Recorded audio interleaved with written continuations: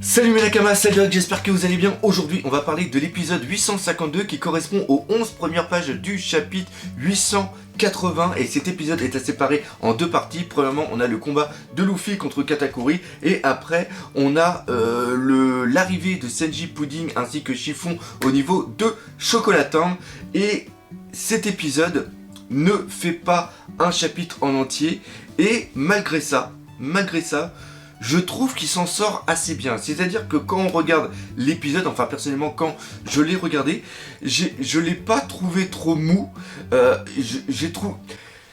Il était bien, sans plus. L'animation était assez moyenne, je dirais.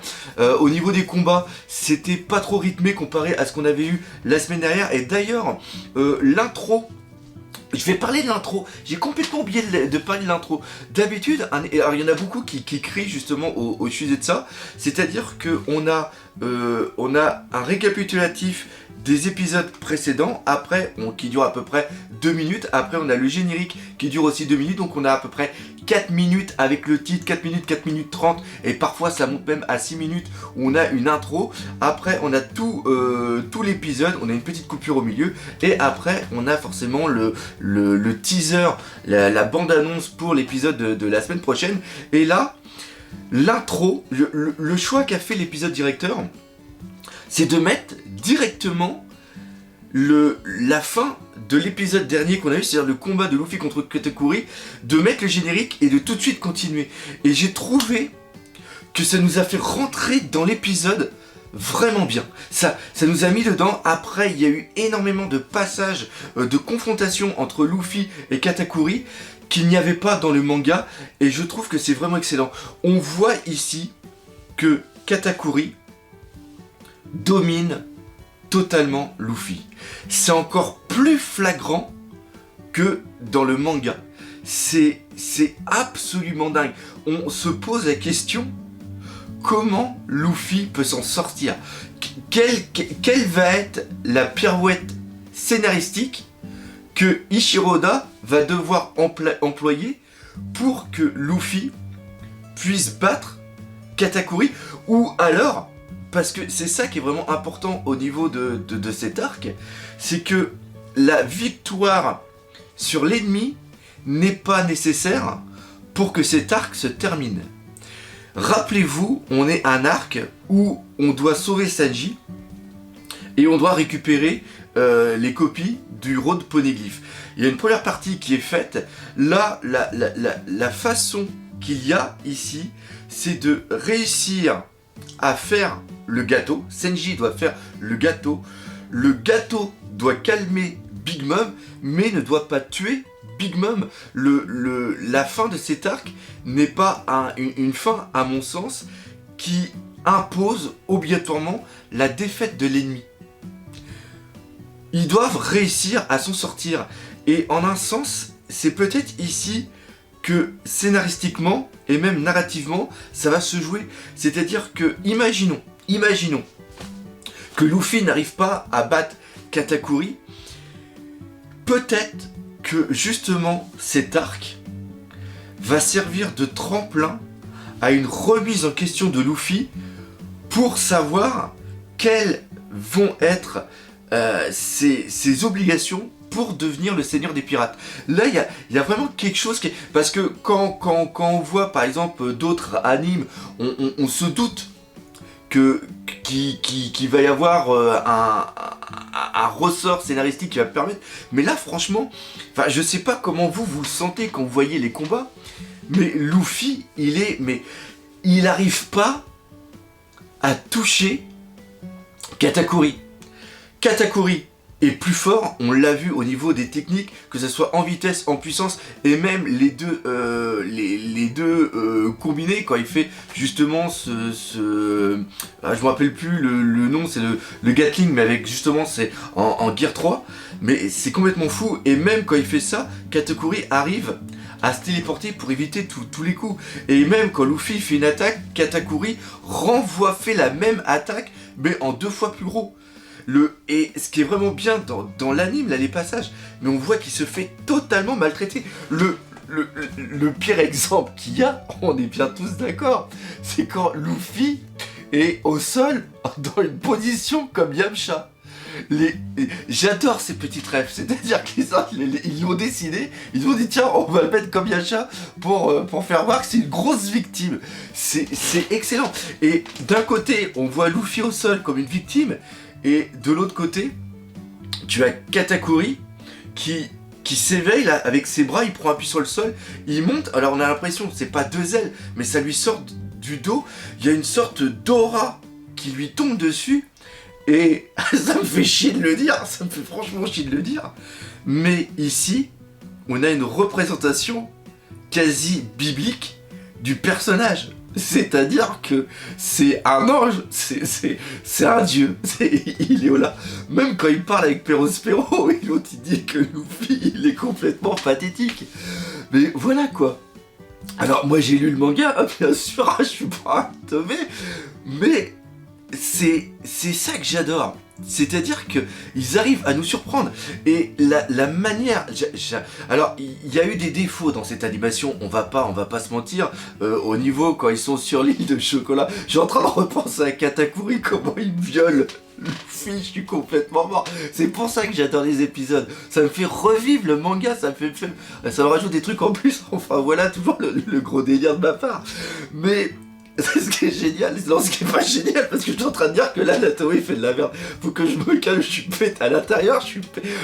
De repenser à Luffy comme Yamcha, je vous jure, à l'intérieur, il y a tous les petits docs là, ils sont pétés de rire. Il n'y en a pas un qui est capable de remettre les manettes en mode sérieux, j'en peux plus. Enfin bref. Donc tout ça pour dire que l'animation, il y a des trucs qui étaient bien, mais il y a des trucs qui étaient complètement merdiques. Comme par exemple Pudding, quand elle est sur la carpette dont je ne me rappelle plus le nom, on voit Luffy, non, Luffy il est comme une merde, il est à côté, on voit Sanji qui marche, on voit Chiffon derrière qui marche, donc t'as deux animations, et là au milieu, t'as une putain d'image fixe qui reste pendant plusieurs secondes. Et en plus, si c'était une image fixe qui était bien dessinée, à la rigueur, je dis... pourquoi pas? Pourquoi pas? Mais là, Pudding, elle est dessinée, mais c'est horrible. Franchement, c'est horrible. Et à côté de ça, t'as toute une animation, c'est vrai, dans cet épisode, il y a quand même eu pas mal de passages fixes et de passages qui ont été réemployés, mais à côté de ça, il y a eu quand même des beaux dessins. Il y a eu des gros plans sur Pudding où elle est vraiment magnifique. Il y a eu vraiment des belles choses. Tout le passage ressort comique entre Pudding qui est habillé en cuisinière, puis à Sanji complètement fou, et elle tombe au sol, elle en est presque malade, ou le fait qu'il y ait aussi le cuisinier qui arrête pas de l'appeler Madame la mariée, puis que ça lui fait comme des coups de balle. Là je viens de relire le manga, en vérité on le voit sur une case, mais on comprend pas cet effet comique. L'anime est vraiment excellent, parce que pour Pudding, ça rajoute une dimension burlesque au personnage. Elle est hyper attendrissante, la petite Pudding. Tu le vois qu'elle aime Sanji, c'est même quand elle devient complètement folle et qu'on voit justement son troisième œil qui apparaît, puis elle lui dit t'as pas intérêt de me parler comme ça, t'es pas mon maître et tout. Et après t'as toujours le Sanji, puis après t'as le San qui est derrière. C'est super bien.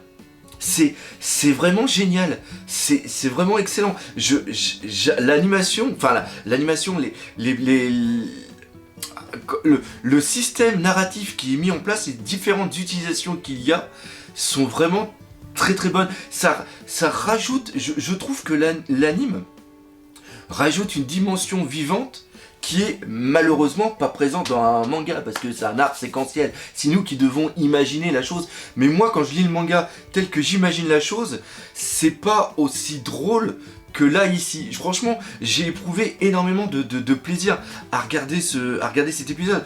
Pareil, quand tu vois Katakuri qui amène tous les points, et les points ils avancent tout doucement, puis quand tu vois le Luffy qui est tout petit, puis t'as le point qui lui arrive dessus avec l'onde de choc qui passe, puis après t'as tous les coups de poing qui arrivent à fond. c'est génial. Alors même si Luffy, quand il se prend plein de coups, il tombe au sol, il remonte, il tombe au sol, ça a été des séquences qui ont été prises 3 fois. Le fait que Katakuri prenne la tête de Luffy et le gratte contre le mur, le fait que aussi que quand Luffy s'en prend plein la tête et en vérité tu vois que c'est un miroir qui se fissure et le miroir après explose, donc ça veut dire que c'est la caméra qui filmait un miroir qui représentait l'action. C'est des très très bonnes idées. Et encore une fois, ça rajoute énormément de vie à cette atmosphère. Et encore une fois, en connaissant la suite, ça ne peut être que beau. Oui, c'est chiant parce que on finit sur un cliffhanger qui est assez moyen, c'est-à-dire que quand tu vois qu'ils vont tirer les flèches pour mettre le feu à l'intérieur du bateau, pareil, cette idée est vraiment très très bonne, le fait d'utiliser brûler avec son pouvoir du miroir pour pouvoir atteindre les Mugiwara, et Luffy ne peut absolument rien faire. Il veut péter le miroir pour empêcher justement que les flèches atteignent le bateau. Les Mugiwara sont poursuivis par Big Mom. Il va avoir le feu à l'intérieur. On est dans un sentiment de détresse qui est vraiment présent. On ne sait pas comment ils peuvent s'en sortir. La seule chose qu'on peut imaginer, c'est-à-dire que Senji, par l'odeur et la vision du gâteau, a réussi à redessiner le gâteau, à trouver tous les ingrédients, même l'ingrédient secret qu'avait mis une semaine Straussen pour trouver, et il va même rajouter un ingrédient en plus. De plus, le gâteau est fait en mousseline et chiffon et la reine de la mousseline, ça avait été dit. Il va y avoir du chocolat. Pudding s'en sert, Pudding n'avait pas fait le chocolat précédemment, donc là on peut imaginer que le gâteau va être encore meilleur que ce que Straussen a fait. Et la chose hyper importante ici, c'est que Senji explique qu'il va rajouter un ingrédient secret. C'est-à-dire que la seule, pour moi, échappatoire qu'on pourrait avoir au niveau de cet arc, c'est qu'ils arrivent à donner le gâteau et que Big Mom mange le gâteau. Et comme on sait que des fois ça a été le cas justement avec le croquant-bouche qu'elle avait mangé, à un moment elle peut tomber dans les pommes et devenir inconsciente. C'est peut-être cette chose qui va être possible avec Sanji. C'est-à-dire que Sanji fait un gâteau, elle mange le gâteau et elle tombe dans les pommes, et ça permet justement aux Mugiwara de partir. Et même encore mieux, ce qui serait encore plus excellent, ça serait carrément que Big Mom par le gâteau, ça soit une sorte de pardon qu'elle pourrait donner aux Mugiwara pour dire bah vous pouvez partir, vous avez donné un super gâteau, c'est vraiment excellent. Quoique cette option, j'y crois pas trop. Mais pour revenir vraiment à cet épisode, je sais pas comment vous l'avez ressenti, et en un sens c'est vraiment génial que dans les commentaires ceux qui ne font que regarder l'anime me disent vraiment comment eux ils l'ont ressenti, et après ceux bien sûr qui ne font que qui regardent l'anime et lisent aussi le manga. Ne spoilez pas pour le futur, et dites-moi après, marquez spoil en gros et plein de trucs en me disant bah oui, bah moi j'ai bien aimé aussi parce que je trouve que cet épisode c'est bien. Pareil, si vous avez trouvé cet épisode complètement merdique, n'hésitez pas à le donner, à donner justement votre avis. Ce que je veux, là où je veux vraiment terminer la chose, c'est on est tous au courant que l'épisode n'est pas fantastique. C'est pas comme on l'a dit justement quand j'ai fait ma vidéo sur le fillers de trop, entre guillemets, qui était une sorte d'ironie. Il y en a beaucoup qui disent oui, non, c'est beaucoup moins bien que My Hero Academia, c'est beaucoup moins bien que l'attaque des Titans. Nous on aimerait bien qu'il y ait que 13 ou 26 épisodes et après qu'il y ait une pause au moins de 6 mois. Non, personnellement, moi j'ai regardé l'épisode, j'ai eu des barres, j'ai passé un bon moment.